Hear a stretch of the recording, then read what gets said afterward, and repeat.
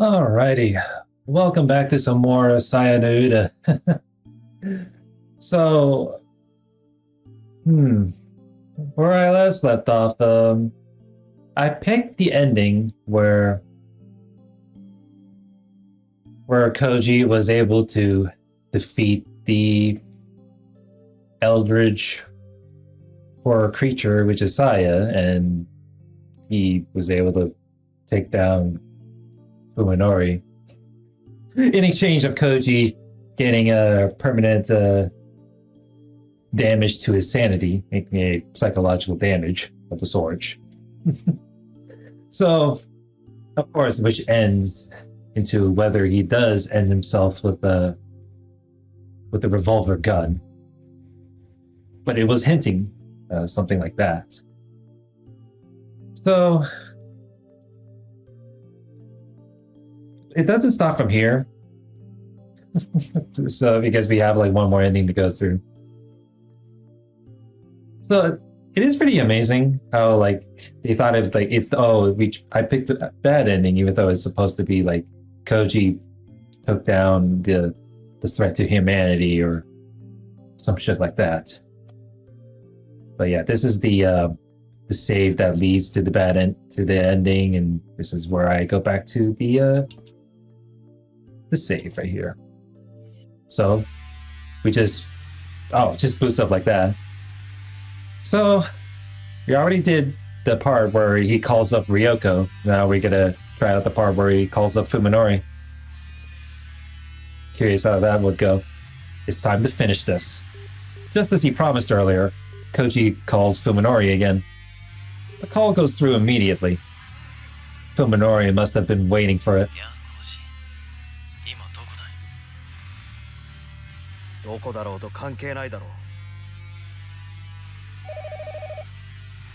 As soon as Koji responds, a shrill ringing fills the house. Startled, Koji spins around and looks into the hallway. The house phone is flashing to signal an incoming call.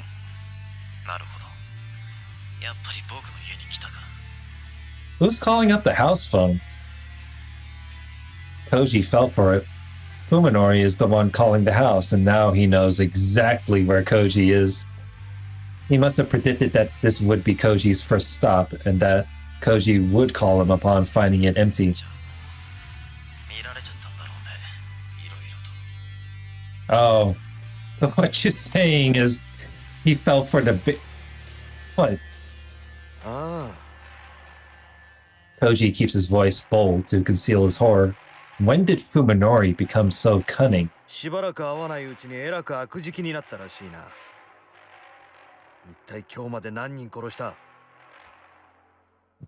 Huh. So he called up Fuminori, and then he called up his home just to test him. Yeah, sure he did. Fuminori replies unapologetically, his tone upbeat.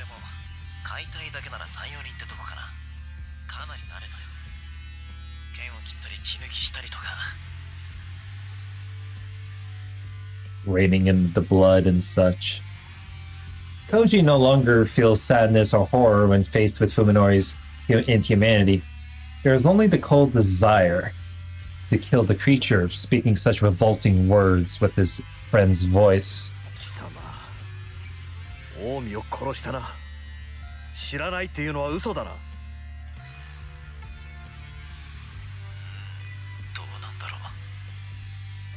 Fuminori mutters, seeming somehow embarrassed.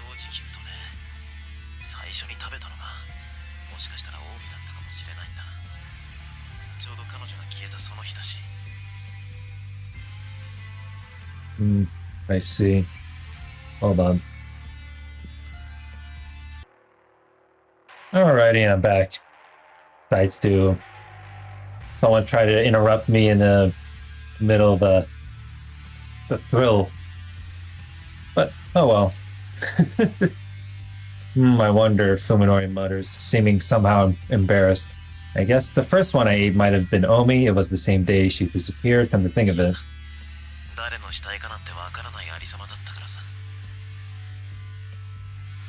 You know, typical. Koji had already abandoned hope, but it's still a shock to hear of his lover's brutal end. つくばもか。いや、彼女はちゃんとここにいる。僕だってバカじゃない。彼女は取引の材料なんだろう。むさむさ捨てたりしないさ。声を聞かせろ。それはちょっと無理かな。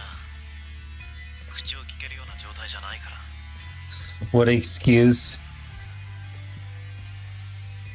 Fuminori's dismissive words further shapen Koji's bloodlust. 言ったはずだぞ。彼女を無事に解放しないなら。Actually, let me see. That's Nitro Plus games. Because I remember You and Me and Her was also on the list as far as I remember. 生きているだけでもよしとしてくれよ。それとも完全に死体になったようが欲しいかい。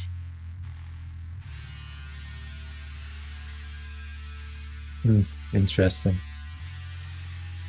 Yeah, I think there were like a couple visual novels worth that, as far as I remember. Because actually, no, I thought Steins Gate was made by Nitro Plus, but I think it was like a thing between. I think 5PB was also part of the contribution.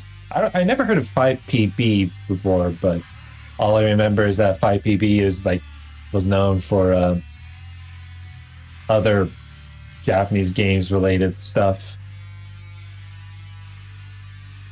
Although they also work as a publisher as far as I remember. So I'm curious if people wanted to see me read a Steins Gate eventually or some shit like that. It's not guaranteed though, because I'm not really big of like a person to read like long-term visual novels, or like I don't know even what you really call it though, just long-term reading, I guess, if that's a way to call it. That's we'll see.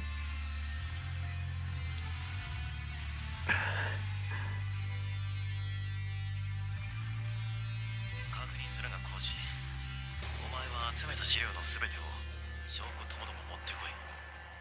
その内容を見て納得できたら僕らは用を引き渡す。いいだろう。It's obvious it's obvious that this deal is a sham. In all likelihood, Fuminori is planning to kill him and bury his secrets forever. Moreover, Koji doubts that Yo is even alive. Her meat could very well be somewhere in the refrigerator right in front of him. However, Koji isn't particularly interested in Fuminori's true intentions. After all, he has no intention of making a trade either. His only goal is to get close enough to destroy Fuminori and whatever is pulling his strings. 場所はお前が僕を尾行してきた大貝教授の家、覚えてるだろう。今夜7時にそこで落ち合おう。一人で来いよ。おい。 Oh, is that so? Fuminori hangs up without waiting for Koji's response. Wait, that's strange. This is different. So the other, are they actually going to meet up at the abandoned like cabin house or whatever? Perhaps Fuminori too has sensed his opponent's intent. If so, then he has realized that Koji is not just the hunted, but the hunter as well. Wait a minute. How is Fuminori able to find out where Dr. Guy's house was? Oh, wait. I'm stupid. I forgot the he was led. Yeah, I'm being dumb. Holy shit. Anyway. Unless actually, hold on. I don't know. We'll just have to see if the game stops freezing, that is. So, we're like duelists maneuvering for advantage. Koji smiles grimly as he pockets his phone. It's astounding how much their relationship has changed. The question is whether or not to comply with the 7 o'clock Rendavis agreement. If this were a serious negotiation, then it would be wise to avoid preempting Fuminori in any way that could provoke his anger. What Koji and Fuminori are really doing, however, is trying to lure each other into a deadly trap. Koji doesn't know what Fuminori plans to do between now and then, but he's not about to let his enemy keep the initiative. The fierce bloodlust that has taken root in his heart is more than enough to energize his exhausted body. Koji leaves the death-filled house, his stride more determined than before. Yeah, well, that was quick. Well, let's see how that would turn out. Today was the first time I've driven since my accident last summer. The proposition was always too dangerous to consider, given my inability to recognize roads and cars. Oh, this is typical. Things have changed, however, in this week. Oh, this is the same dialogue, though. Okay, this is, I guess we could just skip through all that, though. Yeah, this is, oh, he's gonna trick him with the doctor. Oh, I guess the dialogue is like pretty. So I guess certain things are like same within dialogue, but I guess the different. There are certain things that are different, I guess. Okay, let's see. ただいま。おかえりなさい。車平気だった？ What, can I もう全 just 然問題ない。 can I just skip this part? 一通り調べたけど、 Oh, I やっ guess. ぱりあれからずっと人が来た様子はないみたい。ここは安全だよ。そうか。ならいいんだけど。 Okay, so he got back from driving to the sanitarium, whatever you pronounce. 多分表に積み上げてあるゴミの。Alright. で、ふみのりの買い物は？いいの？あ、もちろん。I still can't believe he bought, out of all things, he bought a freaking wood axe. And all right, this is his perspective. Axe looks all menacing, like. 刃渡り15センチ以上のナイフは銃刀法違反だなって張り紙してあるのに、その隣でこんなもん。切れ味とかどう？いや、それはちょっと。I still can't believe you would ask something like that, though. 心配いらないよ。いや、それに。そっか。うん、そうだね。でもさ。Wait a minute. Yeah, let me just skip through all this. Because this is going to be the same thing, though. 僕には人間に見えないから。そうさ。どんなに憎い人間だろうと。Because all of this is different from choosing from the ending that I'm going to wrap it up the read through was that instead of Koji calling up Ryoko, he just calls up Fuminori, and then it seems like Fuminori has the advantage or something like that. 人を殺すとも。本当に？体格じゃあいつが上だし、でも僕にとってなんだか不安なんだよね。そういう。But yeah, I think there's like a lot of visual novels that I get like brought up in mind. I'm pretty sure not everyone is gonna like listen to me like talk or something like that down the line, but but it was the sound going on where I was trying to click through the tabs on the Chromium web browser. I have a lot of like read-throughs in mind, and there's also like certain games. Although the problem with like visual novels was that one, I guess DK, it depends on DK's interest, and you usually get bored of it too. But that's why I moved most of the visual novel. So doing off-stream recordings is rare for me to do because I have a lot of uploads is like just stuck in the vault, aka the hard drive. And that includes like the Halo stuff that I had done with Caesar and a bunch of other stuff and the reaction video shit. Although the reaction video stuff is mostly going to be moved in the second channel anyway. So, oh well. ねえ、やっぱり私が買った。鞘の腕力だとさ。ようみたいな女の子なら So crazy how like the audio was just like like こう overlapping. 相手にはでもね、病院だってそうだった。まあそれも一理あるかもな。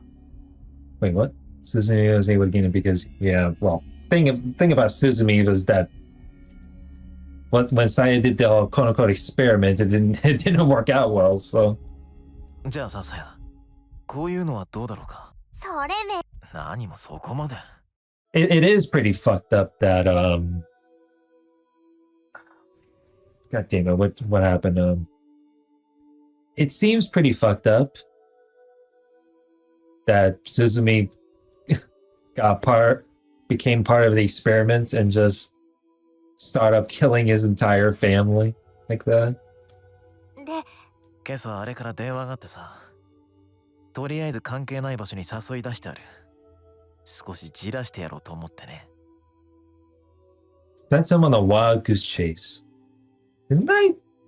Wait a minute. Yeah, the dialogue is the same thing. Like, is this the part that is different? やっぱり暗くなってからがいいよね。ああ、頃合いを見計らってここに誘い出して仕留めよう。ここなら誰にも気づかれないからね。 This is what happens when he doesn't call up Ryoko for help first. せっかく人間一人分の肉が仕入れられるのに、ここだと腐らせちゃうね。冷蔵庫ないし。他の動物を誘う餌にできないか？ Okay, this is それ okay. 危ないよ。そっか。それも Humans そう are だ。 extremely dangerous. まあ、この3人分だよ。任せて。そうか。 Breadwinner. So 今 funny. 度はどのぐらいのんびりできるか。どのぐらいかな。 That's the thing about Saya. Like Fuminori Saya is like the only thing that Fuminori can really rely on, and then just like what happened in that other ending, that without Saya, then what's the point of living on Fuminori's end, right? Just 長い旅だと思えばいいさ。どうせ人生なんて時の流れを見送るか。そうだよね。それでも、ああ、それにね、いつかは私たちが人目を忍んで暮らさな。それはいつ印が来る。ほんのちょっぴり怖いんだけどね。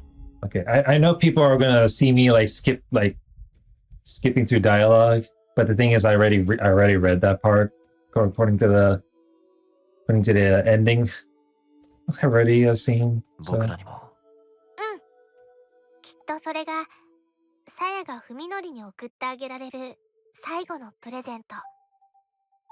さやの最初で最後の務め。 why does it?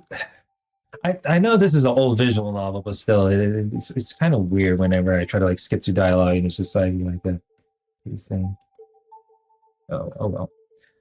Okay, okay, this is a different one this time. Koji has nothing to do but wait. He has spent almost half a day in the dark, empty study,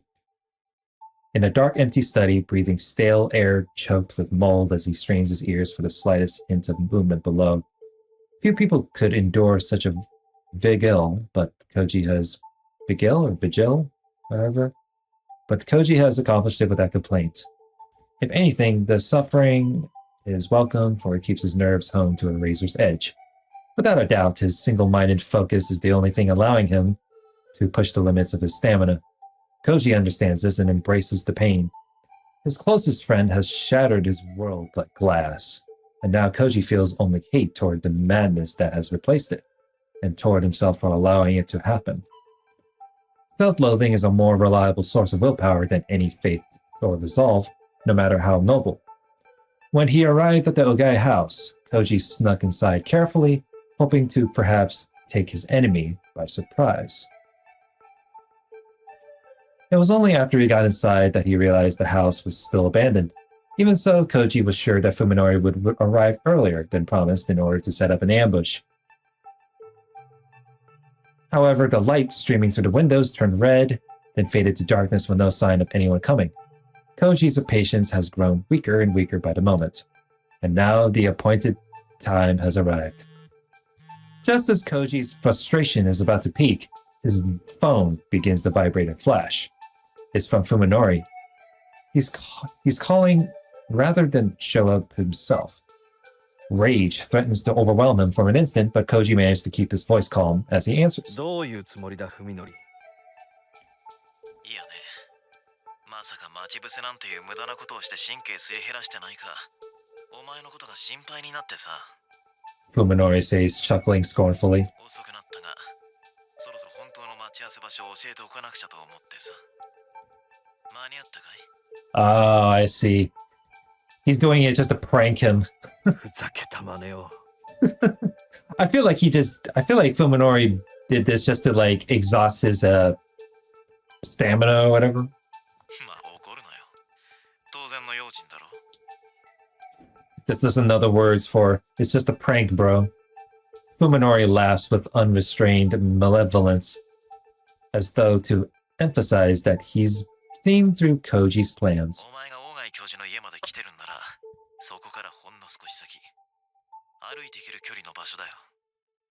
僕と要はそこにいる。Oh, hey.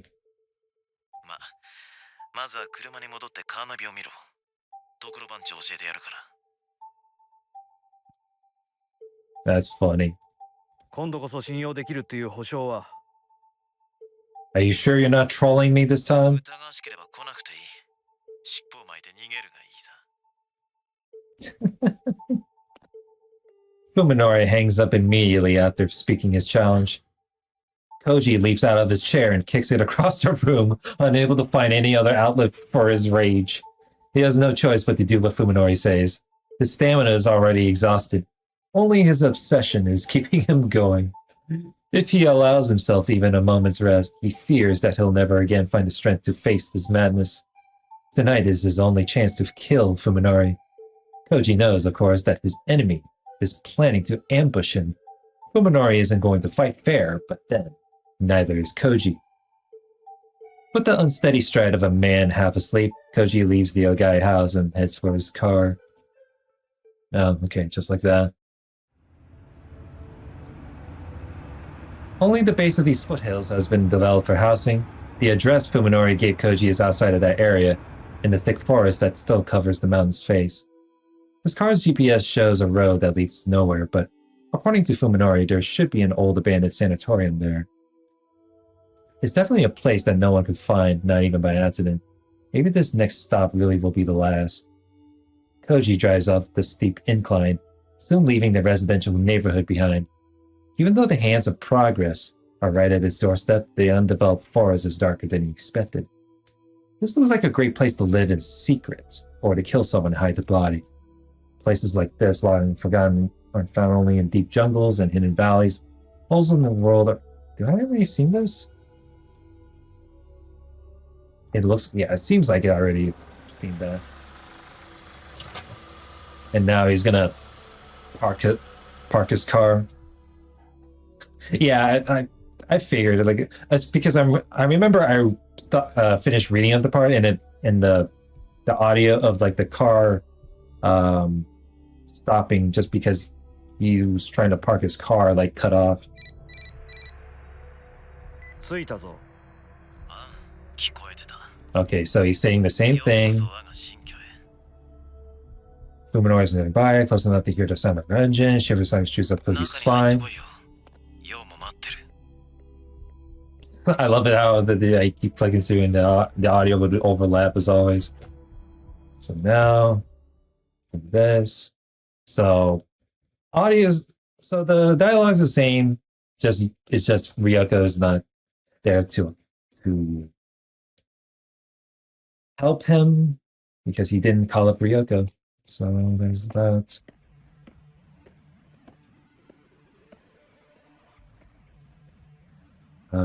Even the homeless probably won't come to this place if you need to get out of the wind and rain, or a place shelter is more suitable. Yeah, what homeless person would come to a place like this? That still looks like a shithole. Ay. I think there are like a couple horror and visual novels in mind, but I do believe they're like pretty. I don't know. The material. There's some stuff in in there like materialize that takes like something to pixelate it out. It's gonna take more work, but we'll see. All right. Okay, so same as before. He's gonna cautiously enter in.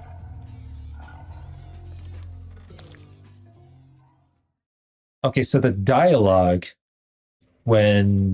so the only thing different with the dialogue was he called up Fuminori on the phone at the start, and then when he is in the doctor guy's cabin. But other than that, the same dialogue was from God damn it. Yeah, the same dialogue was with the Fuminori and Saya, and then the same dialogue right here. So just have to keep flipping through this, and he's gonna be greeted by Yomi. I mean, not Yomi. I'm being stupid. He's gonna be greeted by Yo, as usual. So.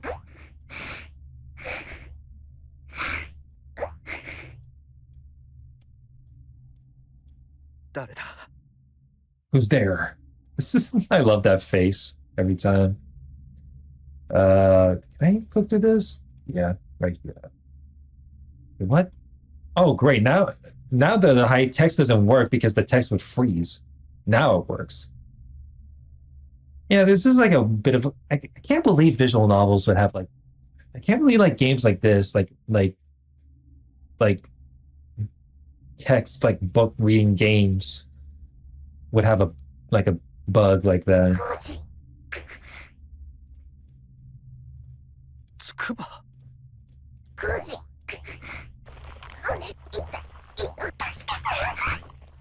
So now Yo's gonna fry out.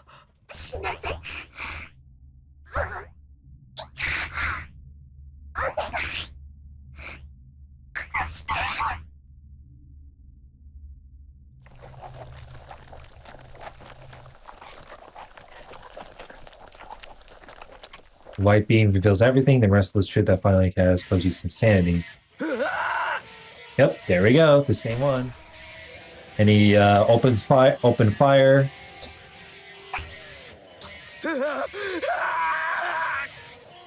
And then he's gonna open fire again. Just like that. Koji is sure is an interesting one. And he ran out of ammo, as usual. There's let me see here.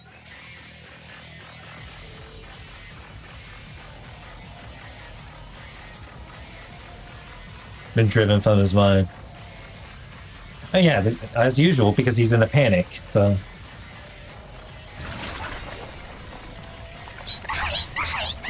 Now he's overwhelmed by... And now he's overwhelmed by Yo.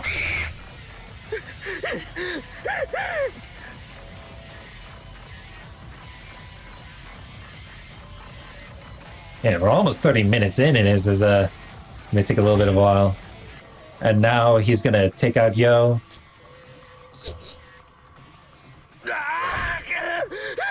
He's in a frenzy. And now he took out Yo. 20 years of memories in the light of sun, if they were indeed precious, and then he should have never come to this place. The black flames of despair rise within, consuming fear and repulsion and pity. Only rage. Okay, I've seen that one. Koji whirls, swinging his pipe with all the force he can muster. His enemy hates... Oh, dumb.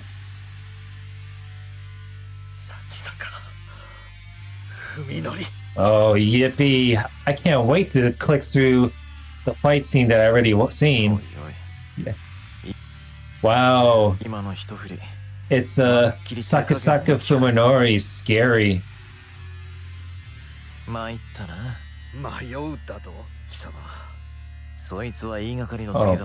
Fuminori angry. And entered the fight scene. Yeah. Fight scene is so epic, man. Yeah. Yeah, Koji, whoop his ass. Yeah.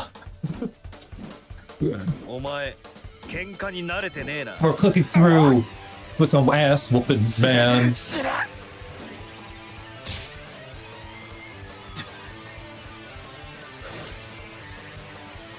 Oh, and then Koji got his ass beat. Not Koji, but he didn't get his ass beat, but Fuminori getting his ass beat. And now he's screwed.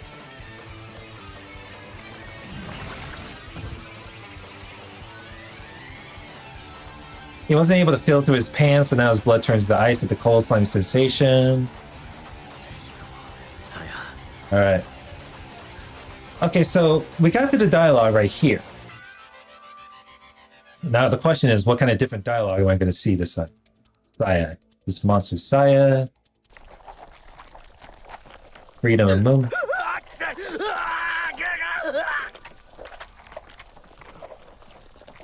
His scream is suddenly cut off as a slimy appendage seizes his throat. This most deadly tentacle isn't just cutting off his windpipe, it's trying to snap his neck, and it's getting tighter. Yeah, see, so this is part of the different dialogue right there. I guess that's what happens when Koji doesn't call up Ryoko. And this happens because he's now screwed. He's within death's door, however you call it. Now, if he called up Ryoko, this wouldn't have happened. So, yep. And just like that, my mind hazy from the pain, I watch as Saya feasts upon her slain prey. We've won. It was hard, and I wasn't able to do it alone, but together we have defeated our enemy. The price was steep. At least 2 of my ribs are broken, sending a sharp pain shooting through my chest every time I breathe. Then there's Yo. I didn't expect her to fall to Koji so easily. I suppose that, unlike Saya, she might have been unfamiliar with how to use her new body in combat. Oh, I guess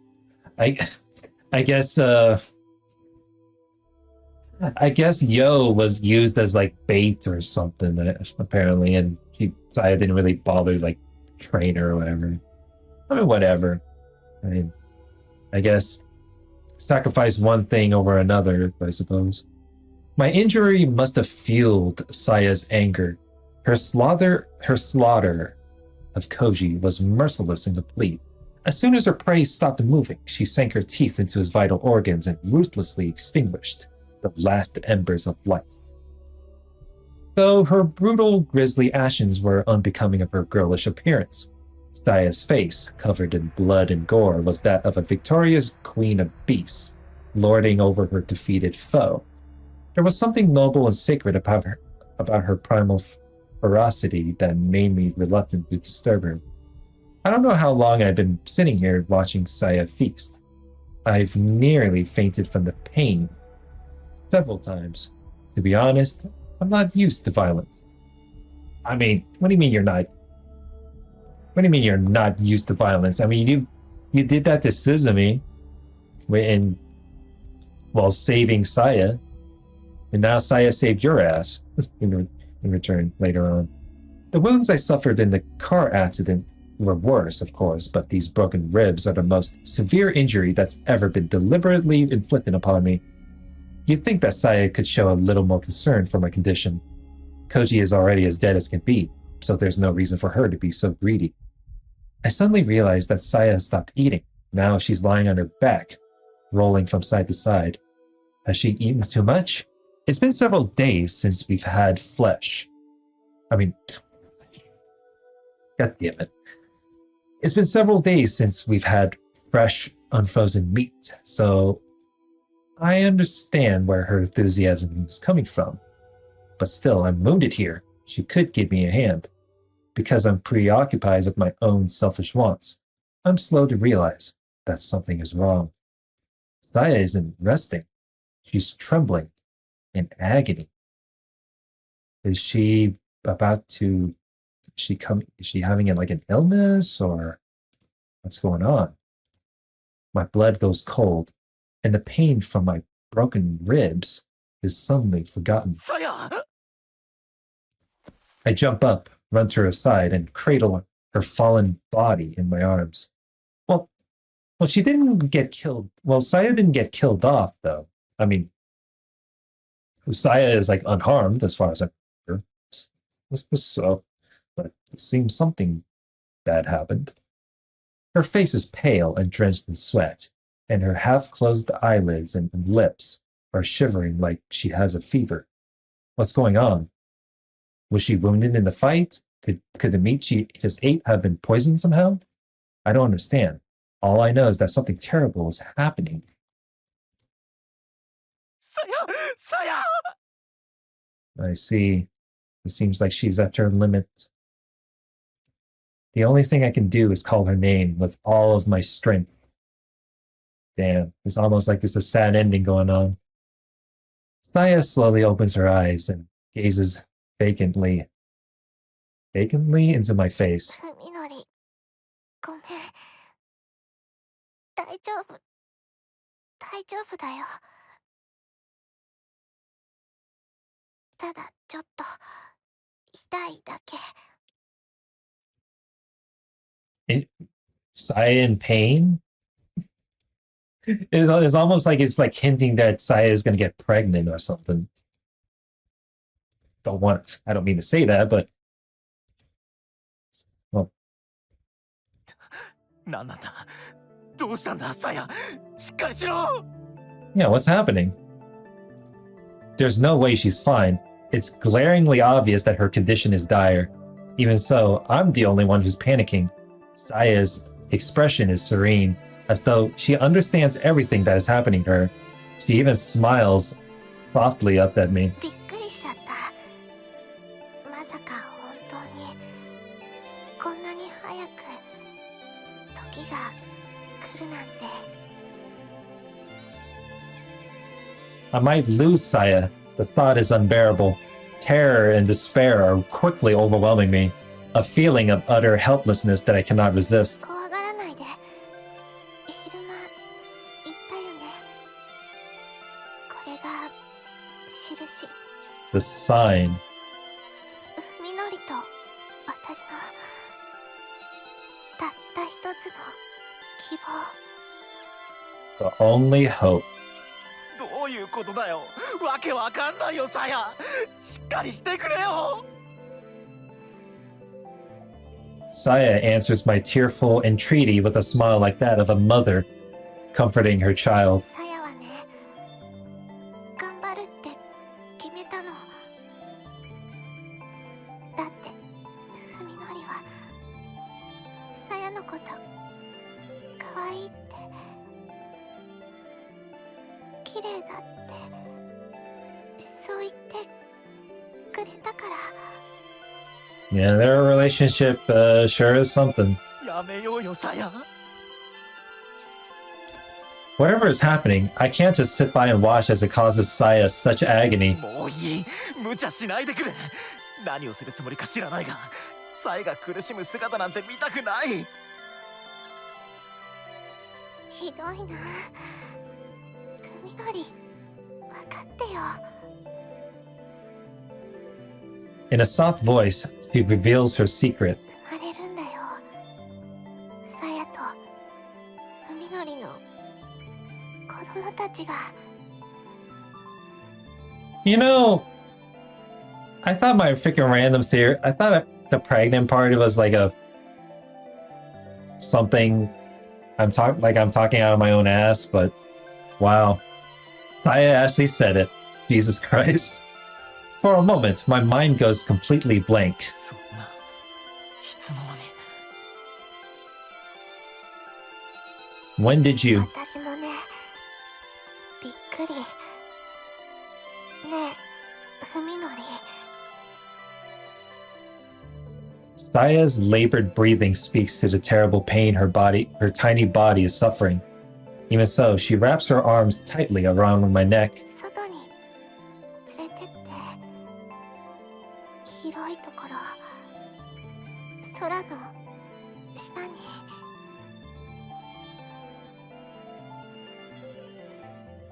I nod. What else can I do? If I speak, I'm afraid that I'll be unable to hold back my tears. I mustn't cry, not when Saya is facing her torment so bravely. It feels like Saya is burning up in my arms, and I fear that the terrible convulsions that shoot through her at intervals will tear her frail body to pieces. Praying for her safety, I scoop Saya up and carry her swiftly out of the ruined building. Maybe the cold night air will soothe her fever, but that hope is futile, cruelly dashed as her breathing grows shallow, and as she moans through bluish lips. さや、外だよ。 In response to my call, she opens her eyes once more. Her gaze is cloudy and unfocused. She can no longer see. Nevertheless, Saya looks at me. I can tell that she is imagining my expression where my face should be. 約束した。これが最後のプレゼント。 Oh. I guess with the dialogue, she was like hinting something, but I guess it like flew over my head or whatever. I don't know if it flew for like certain readers' heads, but oh well. 喜んでくれるといいな。嬉しいよ。もちろん。 It takes every ounce of my willpower, but I manage to make my voice light and cheerful. In Saya's mind's eye, I know that I am smiling. She won't have to see my face streaked with tears. みのり、私を愛してくれたあなたにこの星をあげます。 Saya's whisper is weak and pained, but there is ecstasy in her voice, ecstasy and joy. Her back suddenly shifts, then bulges outward. この世界はきっと綺麗な場所にな She, るか wh- ら。 she whispers in exultation. さやとふみのりのためだけの世界に。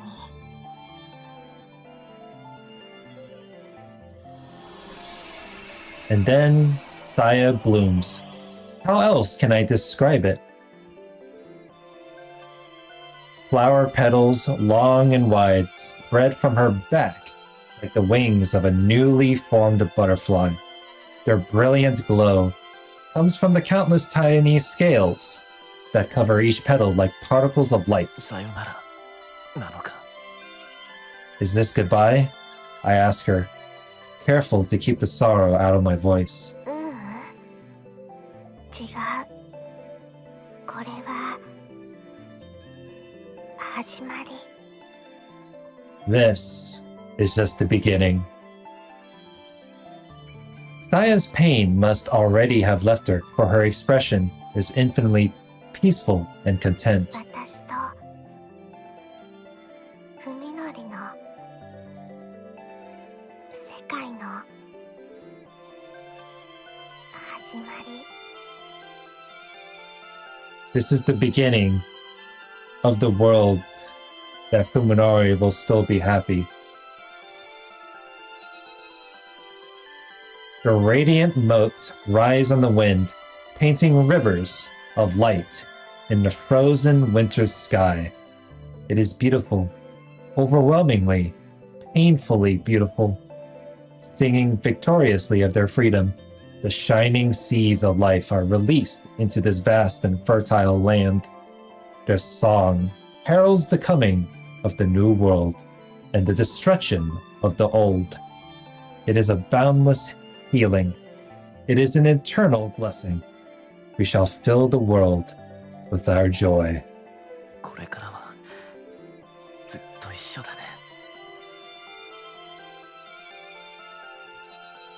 Embracing Saya's pitifully shrunken body, I gaze into the shining sky and let my tears flow freely. Thank you. Thank you for this final gift, Saya.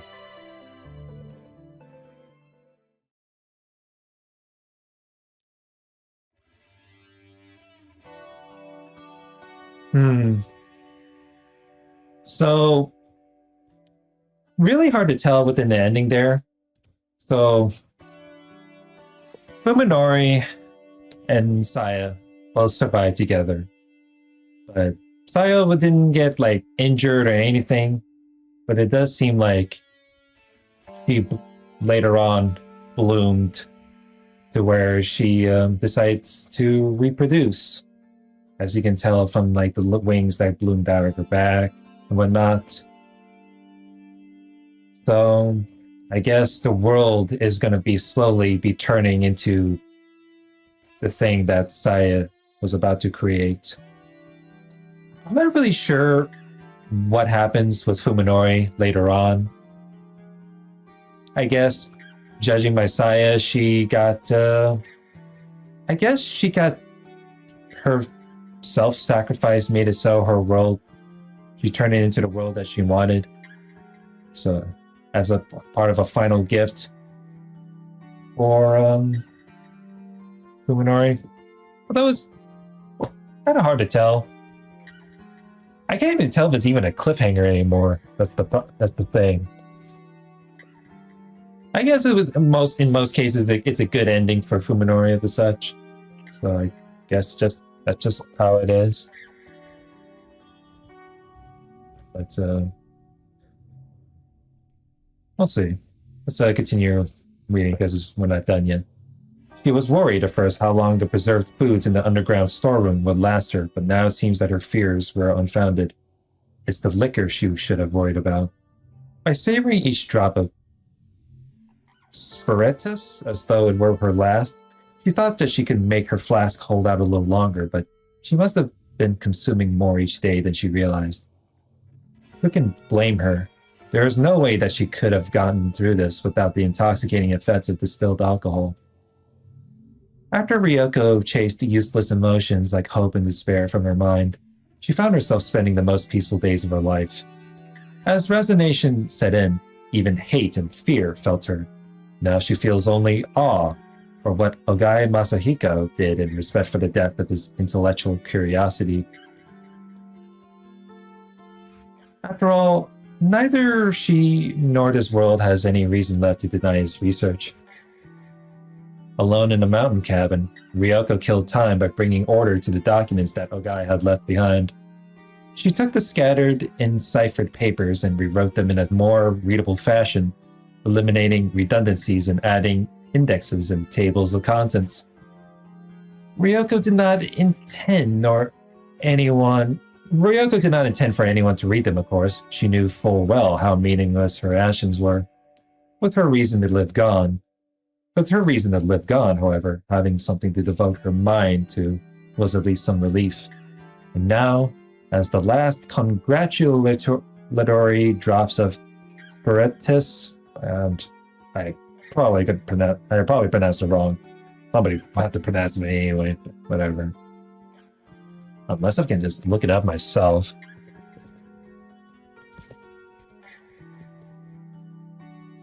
Spiritus? Spiritus. Spiritus. Spiritus. I'm being Scott. God damn it. Whatever.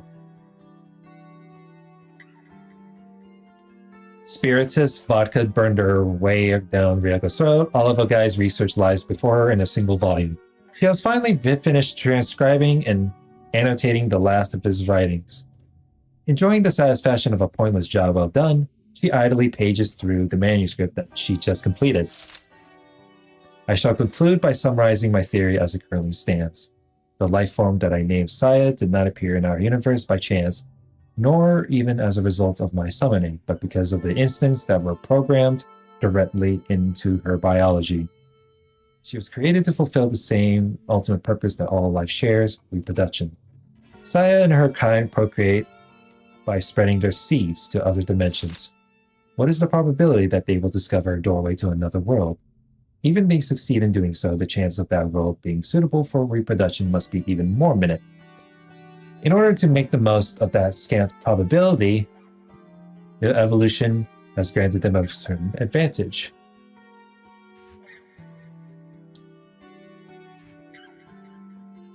granted us an advantage, none other than the astonishing ability that I have witnessed in Saya. To wit, they select the most prosperous life form that they encounter, take control of it, and in doing so gain dominance over that planet's biosphere. In other words, they hijack the entire species. They do this by analyzing their target's genome, then overriding its genetic code to remake it in their own image. Saya's biology is more than capable of inducing such dramatic and widespread mutation. There is a significant probability that this target species... I feel like I already read this. Will evolve into intelligent life. This element may be necessary to gaining control of a planet's environment. Therefore, Saya and her sisters also plundered their target's culture and psychology. Her extraordinary learning ability and intellectual curiosity are likely instant tools that enable her to inherit the target species' entire wealth of knowledge.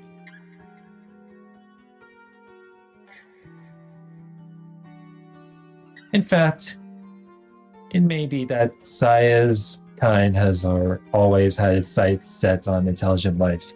Perhaps they wait patiently for some foolish extra-dimensional species to gain knowledge of other worlds and attempting to satisfy his curiosity, make contact with the outer universe in which they dwell, rather than send Saya and her kin on their dimensional journeys with only luck and their own strength to depend on. When not waiting for such contact greatly increased the chance of finding a world worthy of conquest. Just as I, having acquired the silver key, fancying myself an explorer of the unknown, how many intelligent life forms on other worlds have thoughtlessly congratulated themselves for discovering Saya's sisters?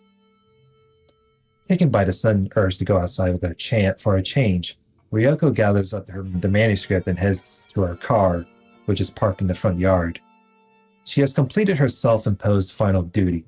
There is no longer any reason for her to remain holed up in the mountain cabin. She drives a little farther up the mountain to an open place that offers a scenic view of the land below. In the early days of the change, Ryoko often came to the spot to watch helplessly over the mutating city. The one flaw in my theory comes from none other than Saya herself. After using me to learn everything she could about humanity, Saya should finally have been prepared to begin the last stage of her invasion. However, she never carried out her mission. Why? I hypothesize that Saya was an irregular among her kind. It is said that the human race's intelligence has allowed us to conquer our natural instincts. Perhaps, in absorbing the human psyche, Saya accidentally inherited the disease that infects our entire species. Yes. So I guess that's what happened when she said she's about to bloom, in which it is the start of an epidemic, or if that's the right word. What is human love, really? What behavior could be more of a hindrance to the efficient propagation of a species? I am reminded of how, at the end of her studies, Saya consumed vast quantities of romantic literature from all over the world. She tried to understand romance as an integral part of the human reproductive process. As a result, she might have unwittingly neutered her own unparalleled reproductive abilities. After all, she had not known love. She had come to this world to rule it in our place, and had studied humanity to fulfill that purpose, but ultimately, she could not share love with a human. Without love's blessing, Saya was unable to find a passion and to fill this world with her kind. In learning all that there was to know about humanity, she herself had become hopelessly human. Weary of loneliness, she despaired of the world. How pure her maiden soul must have been. If this hypothesis is correct, then it means that I have failed as her teacher.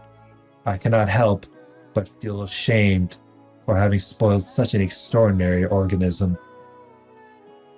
Saya. Next to Ogai Masahiko, Ryoko now knows more about that entity than anyone else. No. When the young man named Sakasaka Fuminori is added to the running, perhaps she only comes in third. In the end, she never encountered the creature face to face. She would like to have met it once, though. If Ogai's analysis of Saya's psychology is correct, then it must have been Sakisaka who restored her desire to conquer the world. Perhaps, as Sakisaka's chief physician, Ryoko played some role in bringing that lonely young man and Saya together. In which case, she should at least have had the right to attend their wedding to end all weddings. She might even have charged him a matchmaker's fee. Ah, look at that. I guess this is the perspective of what how the world turned out to be. I have a dream that one day my daughter will know the blessings of love. I pray that there will come a day when her heart burns with the flames of passion and her world becomes bright and joyous once more. When that day comes, Saya, your terrible, irresistible purpose will surely consume us, that your progeny may flourish. The whole world will know your love and be reborn. Ah, what wonders the future holds. I deeply regret that I must end my life before I can see that day come, but the footsteps of those who would destroy my dream grow closer by the hour. If I seal my lips in death, then their grasping hands will not reach you. Please forgive me, my daughter, for leaving you alone in this barren world. With the knowledge that you now possess, I know that you will find your own path. The radiance of your hard-won soul shall light the road ahead. Have no fear, have no doubt. March onward until you reach your answer at last.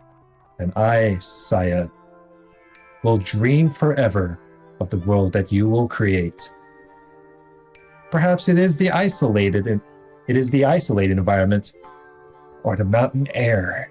Maybe she's just more resistant to the change. Whatever the case, Ryoko has not yet become as inhuman as the creatures wriggling through the city below. She does not know exactly how many people on this planet could still be called human, but she's one of what must be only a handful of survivors who are left to watch over the end of mankind. Of course, it's only a matter of time before she changes too. It has been 3 days since she chopped off her right hand, which she ceased to function as anything resembling a human hand, but the itching that has spread across her entire back is growing more intolerable by the hour. She could look in the mirror to see what she is becoming, but she doubts that it would make her happy. Ryoko thinks that maybe it would be best to just go to sleep here, with the world spread out before her. When she awakens, perhaps she will be ready to descend the mountain and join in the city's revelries, or however you call it. Or maybe she won't even need such resolve anymore. Whatever the case, Ryoko thinks dreamily as she licks the very last drop from her flask. Even after I stop being human, I hope I'll still enjoy the taste of booze.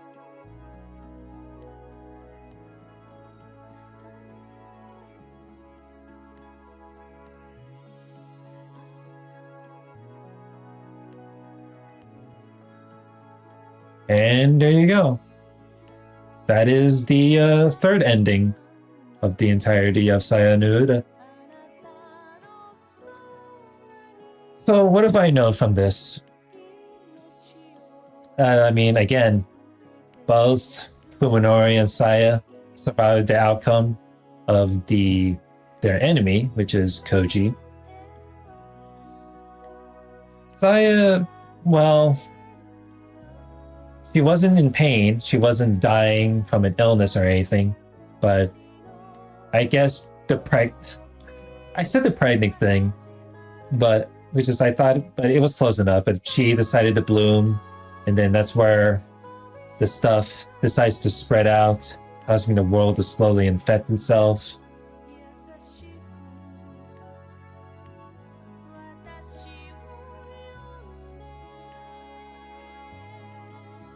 I'm not sure if this gives off that she's still alive, but it does seem like she has created a infected the premise in which Fuminori will be forever happy over.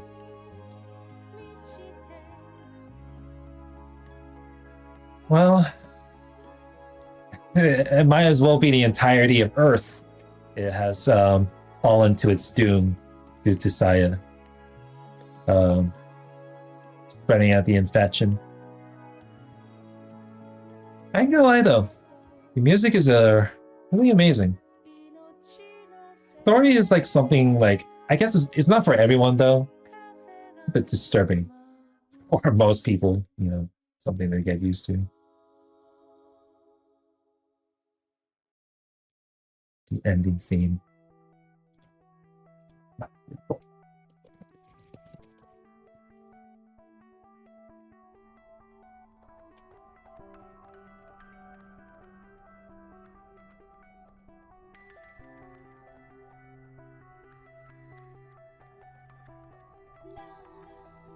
Oh, that's the song that was used in game.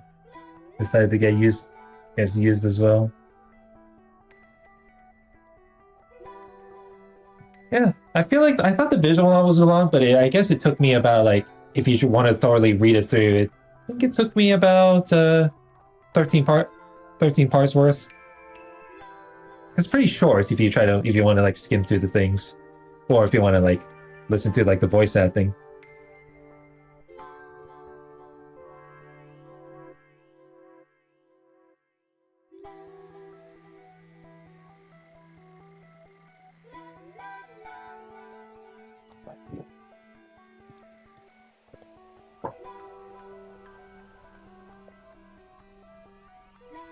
I don't even know what happened. What has happened with the Fuminori after that, though. I guess Fuminori lives happily ever after with Saya, considering that. However you can actually call it.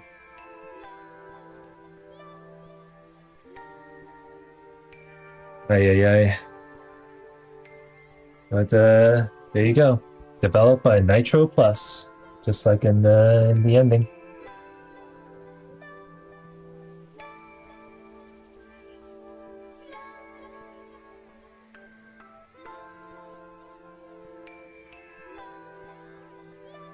I feel like this game, considering that this game was like written by Urobuchi or Butcher, however you can actually call it.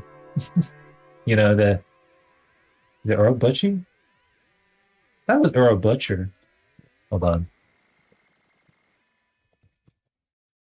Yeah, Butcher. I guess they're considering the last name's Urobuchi.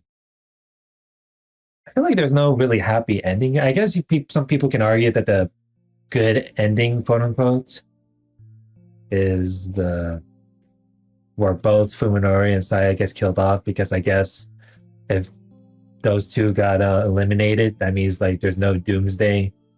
But I don't know how you can actually call it like a good ending when it comes to both Fuminori and Saya, where they all live happily ever after, and then the world slowly infects itself after Saya blooms.